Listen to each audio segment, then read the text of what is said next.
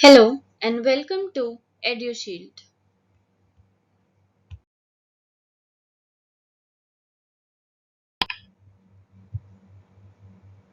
Start करने से पहले हमारे चैनल को लाइक और सब्सक्राइब जरूर करें।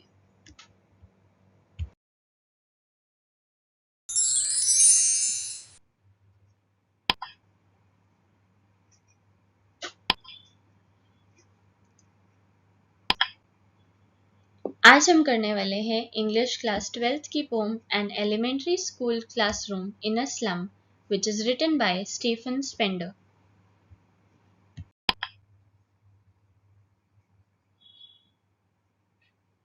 आइए जानते हैं हमारे ऑथर सर स्टीफन स्पेंडर के बारे में। Sir Stephen Harlow Spender was an English poet and critic who made his reputation in 1930s with his poems, which were a new form of writing in that time. He published this poem in 1964. His views on social norms, politics, and children of the slum are shown pretty well through the lines of this poem. Stephen Spender conveys the message of social justice and class equality by his poem. तो sir Stephen हार्लर Spender ये इस poet का पूरा नाम है। He was an English poet and critic who made his reputation in 1930s with his poems, which were a new form of writing.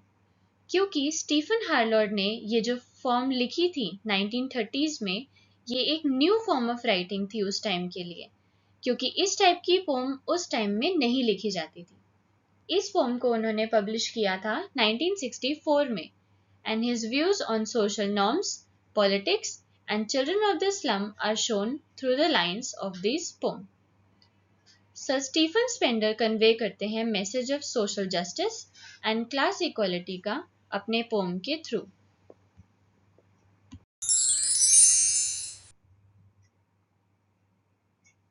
तो अब जानते हैं कुछ इंट्रोडक्शन के points. An elementary school classroom in a slum was first published in 1964 in Stephen Spender's selected poems. The lines of the poem describe how deteriorating the condition of a slum school is. तो ये pome सबसे पहले publish की गई थी 1964 में Stephen Spender की selected poems की कलेक्शन के under. And the lines of the pome describe करती हैं स्लम स्कूल की कंडीशन दिन पे दिन कितनी डिटेरिएट होती जा रही है।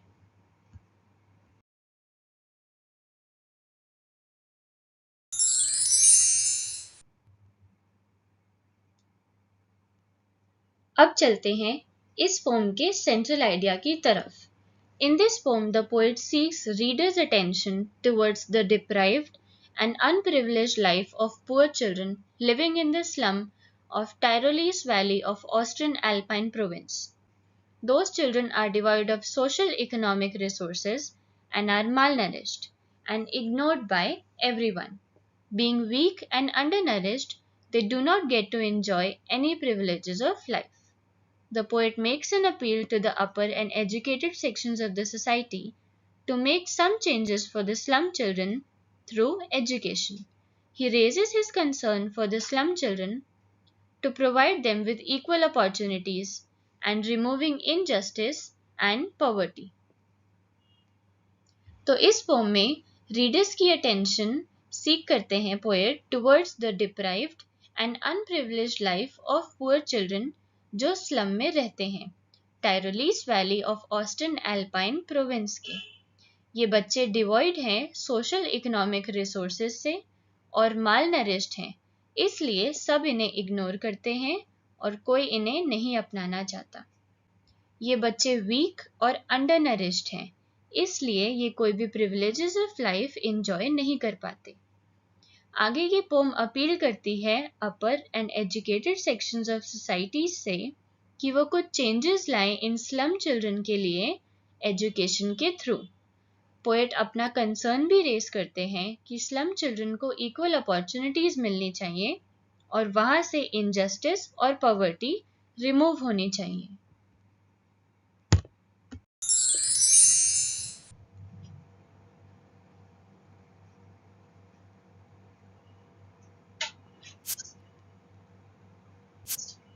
तो स्टार्ट करते हैं इस पोम की समरी और साथ साथ हम देखेंगे इसके वर्ड मीनिंग्स और लिटरेरी डिवाइसेस जो इस पोएम में यूज्ड हैं। Far, far from gusty waves, these children's faces, like rootless weeds, the hair torn round their pallor, the tall girl with her weighed down head, the paper-seeming boy with rat's eyes, the stunned, unlucky hair of twisted bones, reciting a father's gnarled disease, his lesson from his desk. At the back of the dim class, one unnoted, sweet and young, his eyes live in a dream of squirrel's game in tree room other than this. So here, poet बताते हैं social inequalities के बारे में which are faced by the children of the slum और वो बच्चे बहुत दूर हैं gusty waves से यानी breezy winds से. The poet means these children are far from the fullness of life और वो कोसों दूर हैं नेचर की बाउंटी से. आगे पोएट कहते हैं they are like rootless weeds. Rootless weeds होते हैं जंगली पौधा. वो बच्चे उन वीड्स की तरह हैं जो अनवांटेड होते हैं जिनको सब उखाड़ के फेंक देते हैं. तो इसी तरह लोग इन गरीब बच्चों को जो स्लम में रहते हैं उनको कोई एक्सेप्ट नहीं करना चाहता and they are not considered part of the society. Their hair torn round their pallor यानी dull face. The children have shabby hair और उन बच्चों के बाल बिखरे हुए हैं and their faces are pale and they have a pale appearance due to lack of sources and malnutrition. It shows the way they are treated in the slum. There is a tall girl जिसका sir नीचे है like head down. Because of poverty her head is down. She is suppressed under the weight of poverty and societal pressure or illness pressure. She is under burden of poverty and they have submitted in front of poverty. There is a paper seeming boy. जैसे paper is thin. Just like that, boy is malnourished. His body is thin. He has not eaten anything and is with rat's eyes. यहाँ poet कहते हैं उसकी eyes rat की eyes की तरह हैं. जैसे rats eyes keeps finding food just like that boys eyes are also looking for something and looking for food. It shows hunger in the slum area. After that there is a boy जो कि unlucky hair है अपने parents की disease का जिसे अपने father से inheritance में ट्विस्टेड बोन्स मिली है जो कि एक बीमारी है और वो क्लास में बैठकर रिसाइट कर रहा है अपने लेसन को. He also recites about his disease. On the other hand, one kid is in hope and still dreaming. In this dim class, एक ऐसा बच्चा भी है जो पीछे बैठा है जो कि नोटिस नहीं हो रहा, अननोटेड है, लेकिन पोएट को वो स्वीट लगता है और यंग लगता है और उसका जो दिमाग है वो मेंटली क्लास में प्रेजेंट नहीं है और उसकी आईज ड्रीम कर रही हैं यानी डे ड्रीमिंग कर रही हैं. वो सोच रहा है स्क्विरल्स के साथ खेलने की और ट्री रूम में खेलने की, ना कि उस स्लम वाली क्लासरूम में.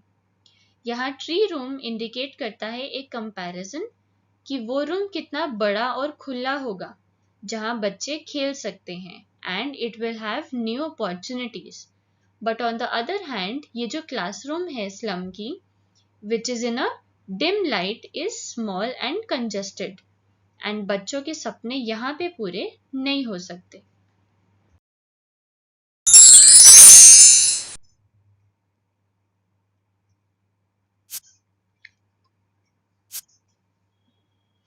अब आते हैं इस पोम के सेकेंड स्टैंजा की तरफ.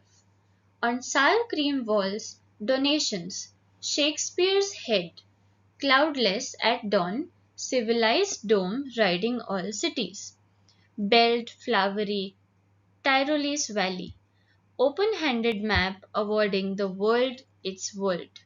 And yet for these children, these windows not this map their world, where all their futures painted with a fog, a narrow street sealed in with a lead sky, far far from rivers, capes and stars of words। तो इस second stanza में poet compare करते हैं slum की poor conditions और town की richness को जो सिटीज में होती है। पोएट कहते हैं स्लम की क्लासरूम की वॉल्स सार क्रीम है, which means the walls have a bad smell and are gloomy, which is in poor locality. The walls have inscriptions of donations and a photo of Shakespeare's head. यहाँ पे donations refer करती हैं कि ये slum school present है due to mercy of rich people, and Shakespeare head जो है वो सिंबलाइज करता है टफ स्टडी को जो ये पुअर बच्चे नहीं समझ सकते।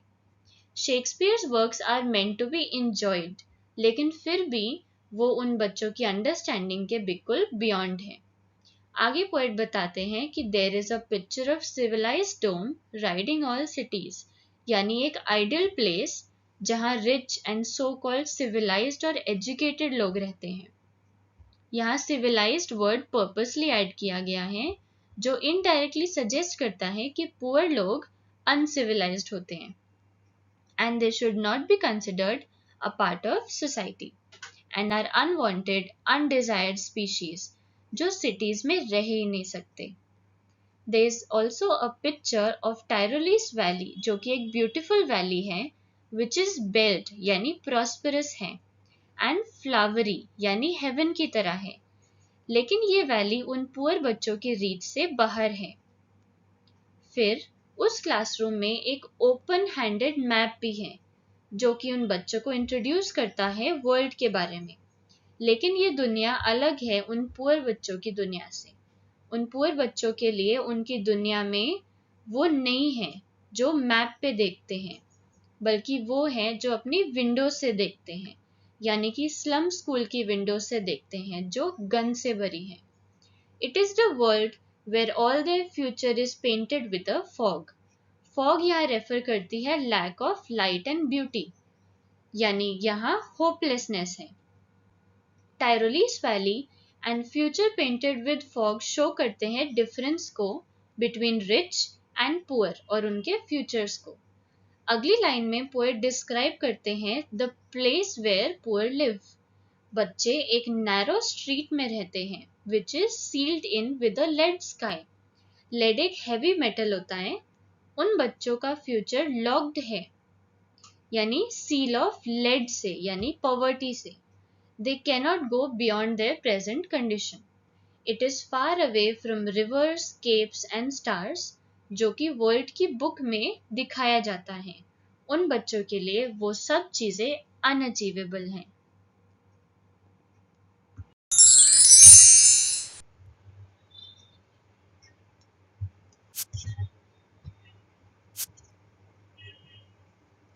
अब चलते हैं थर्ड स्टैंजा की तरफ। Surely Shakespeare is wicked, the map a bad example, with ships and sun and love tempting them to steal, for lives that slyly turn in their cramped holes, from fog to endless night. On their slag heap these children wear skins peeped through by bones, and spectacles of steel, with mended glass like bottle bits on stones. All of their time and space are foggy slum, so blot their maps with slums as big as doom. तो अभी तक हमने देखा था कि first stanza में उन poor बच्चों की कंडीशन डिस्क्राइब्ड है और सेकंड स्टैंजा में उन बच्चों का होपलेस वर्ल्ड डिस्क्राइब्ड है। तो अब आगे थर्ड स्टैंजा कहता है Surely Shakespeare describes the bad effect of sweet dreams and imaginations, जो बुक्स, मैप्स और पिक्चर्स देती हैं उन पुअर बच्चों को, और इसकी वजह से वो बच्चे रिबेल करते हैं against the civilised society by indulging in crime.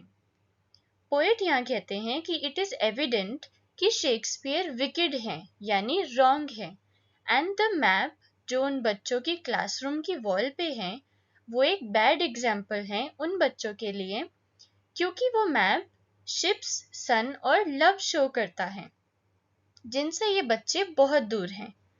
Poet कहते हैं कि showing these beautiful things to children जो क्रैम्प्ड होल्स यानी कि कंजस्टेड बोन्स हाउसेस में रहते हैं, उन बच्चों को ये सब दिखाने से और टेम्प्ट यानी परसुएड करने से वो बच्चे ये ड्रीम करने लगते हैं, और जिसकी वजह से वो क्राइम में इंडल्ज हो जाते हैं। कैसे क्राइम में? स्टीलिंग में, यानी चोरी करने लगते हैं।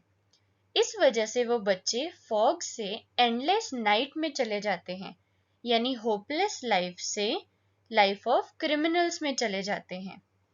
इस सब की वजह से ही पोएट कहते हैं कि जो स्टडी बच्चों को कराई जाती है और जो चीजें उन्हें दिखाई जाती हैं, वो बच्चों के लिए मॉरली रॉन्ग है, क्योंकि वो चीजें उनके लिए अनअचीवेबल हैं और ये उन्हें गलत तरीकों से पाने की कोशिश करने लगते हैं। फिर ये स्टेटमेंट पोएट की तरफ से एक बहुत ही बोल्ड स्टेटमेंट शो की गई है यहाँ पे। आगे पोएट कहते हैं, ये बच्चे अपने स्लैग हीप पे यानी उन बॉडीज पे जो कि हीप ऑफ वेस्ट जैसी हैं, उन पे वेयर करते हैं ऐसी स्किन्स जिसमें से इनकी बोन्स दिखाई देती हैं, यानी कि ये फटे हुए कपड़े पहनते हैं। और ये बच्चे बहुत पुअर और माल न्यूट्रिशन्ड हैं, इसलिए उनकी बोन्स उनके कपड़ों से दिखाई देती हैं। ये बच्चे spectacles of steel with mended glass पहनते हैं, यानी कि broken glasses which look like bottle bits, यानी small pieces of glass bottles on stones. तो इनके स्पेक्टिकल्स ब्रोकन हैं और ग्लास बॉटल्स की तरह हैं। इस सब से इन पुअर बच्चों की कंडीशन सिग्निफाई होती है कि इन्हें फूड चाहिए, एजुकेशन नहीं। अगर इन बच्चों को प्रॉपर फूड और न्यूट्रिशन मिलेगा तो ही ये बच्चे सही से जी पाएंगे। Because of lack of proper food and nutrition they are attacked by diseases. इसीलिए the poet considers education useless for them. The poet believes कि बच्चों को फूड, शेल्टर और मेडिकल फैसिलिटीज मिलनी चाहिए और एजुकेशन बाद में मिलनी चाहिए। आगे पोएट कहते हैं कि उन बच्चों का सारा टाइम और स्पेस यानी उनका वर्ल्ड, उनकी दुनिया एक फॉगी स्लम है जो कि होपलेस और ग्लूमी है।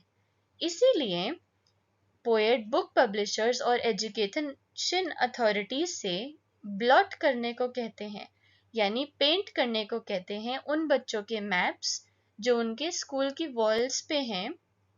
किस चीज से? स्लम से। पोएट कहते हैं कि एक स्लम का मैप बनाओ which is as big as doom, यानी जो बड़ा हो स्लम एरियाज की तरह पॉवर्टी से। ऊपर पोएट ब्लॉट वर्ड का यूज करते हैं इंस्टेड ऑफ पेंट, जो डिपिक्ट करता है harsh conditions of the slum. अब इन लास्ट 2 लाइन्स में पोएट का एंगर और रेज दिखाई देता है towards worst conditions of poor children. Poet ये जानता है कि उनकी कंडीशन बेटर नहीं हो सकती, इसीलिए उनको बिग ड्रीम्स जो कि वो अचीव ना कर पाए, उसकी बजाय उनको उन्हीं का वर्ल्ड यानी स्लम्स दिखाने चाहिए।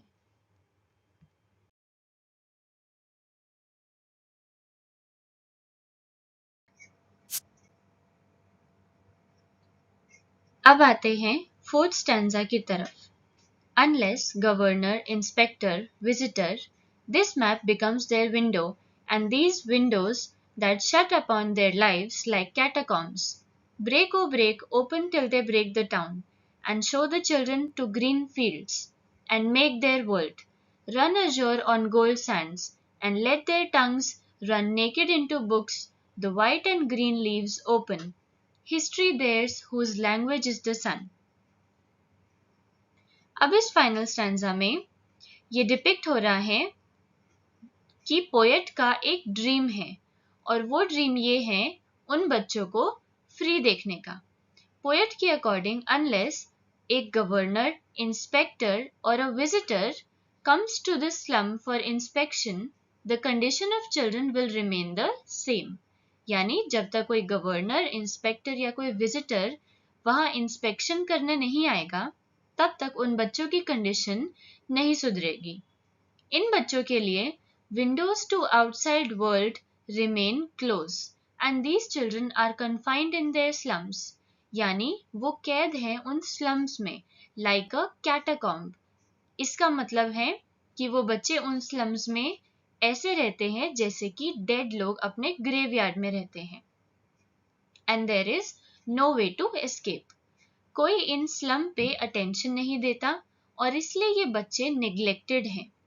In the next line poet authorities से कहते हैं इस बैरियर को ब्रेक करने के लिए और उन्हें बेसिक नीड्स प्रोवाइड करने के लिए, वरना ये बच्चे टाउन को ब्रेक कर देंगे, यानी कि रिवोल्ट कर देंगे against the repressive and cruel system.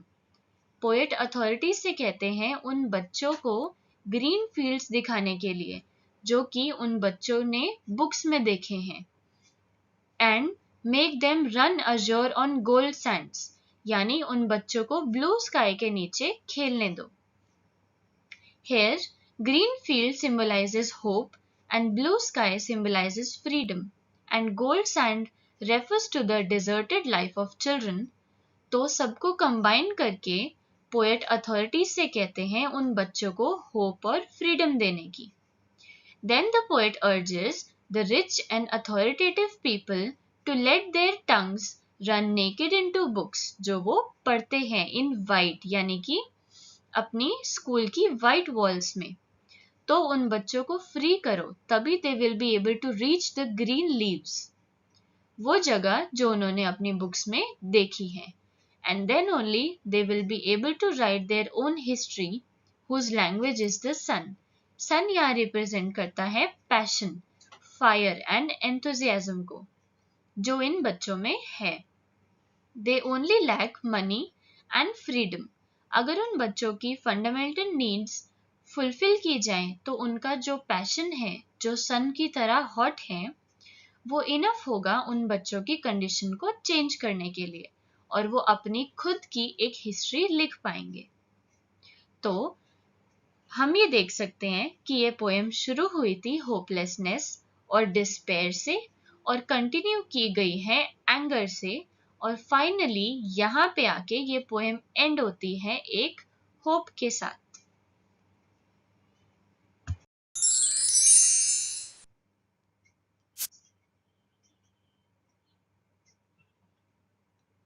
तो अब आते हैं इस पोएम के कंक्लूजन पे।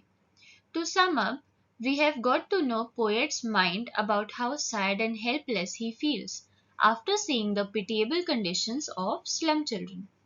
For them, the world seems to be very far away as the shanty towns are continuously progressing. The children are deprived of basic amenities of life and also are not even loved and cared by anyone.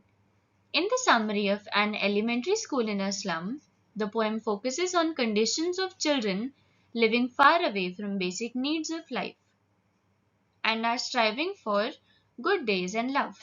The poet urges the government to take some initiatives to remove slums and give those people a better life to survive.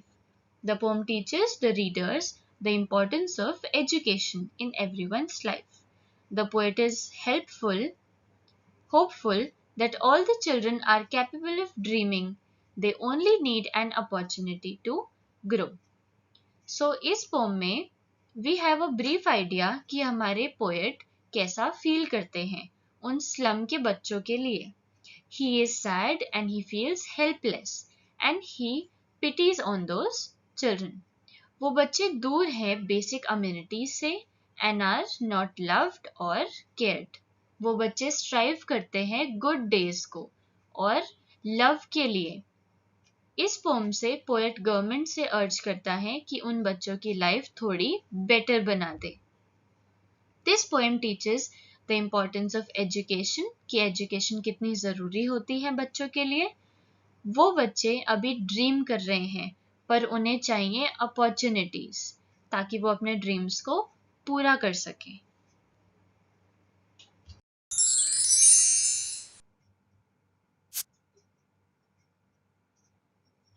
अब देखते हैं इस poem का theme. The poet Stephen Spender is a socialist and a pacifist. In this poem, he focuses on the idea of social injustice and class inequalities faced by the poor slum children. He depicts the pathetic life of those children who are victims of governments and upper class people's ignorance.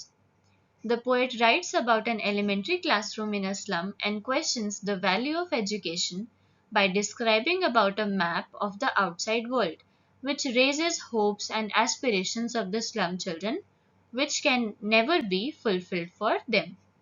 The poor slum children are like captives in the world of darkness, poverty, and helplessness. Through this poem, the poet expresses his anger at the insensitive attitude of the rich and privileged people towards the unfortunate slum children of the slum school. Here, the poet is not pessimistic, as he believes that all the learned people of the society are able to transport their education beyond boundaries of the classroom, but the slum children can't. So, we can say that this poem is a bitter criticism on state of education in elementary schools of slum. So, यहाँ पे the poet Stephen Spender जो है वो एक socialist है और एक pacifist है। इस पोम में उनका फोकस होता है आइडिया ऑफ सोशल इनजस्टिस पे और क्लास इनइक्वालिटीज पे जो स्लम चिल्ड्रन फेस करते हैं।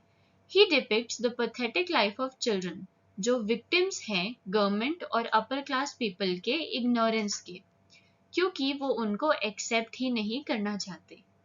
इस पोम में पोएट लिखे हैं एक एलिमेंट्री क्लासरूम के बारे में जो कि एक स्लम में है और क्वेश्चन करते हैं वैल्यू ऑफ एजुकेशन को।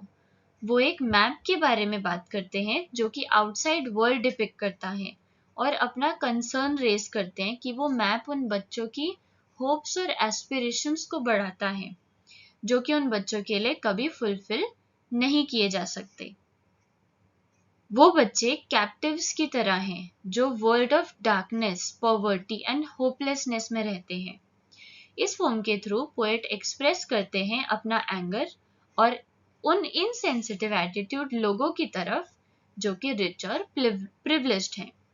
यहाँ पर पोएट पेसिमिस्टिक बिल्कुल नहीं है क्योंकि वो ये बिलीव करते हैं कि लर्नड पीपल अपनी एजुकेशन को बाउंड्रीज के बियॉन्ड लेके जा सकते हैं, लेकिन वो स्लम के बच्चे ऐसा नहीं कर पाते।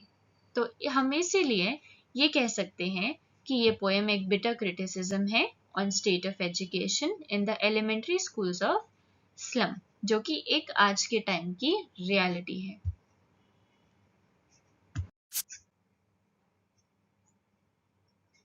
तो इसी के साथ हमारी पोम पूरी तरह कंप्लीट होती है। आई होप आपको ये poem an elementary school classroom in a slum अच्छे से समझ आई होगी। तो आज के लिए bye bye and thank you.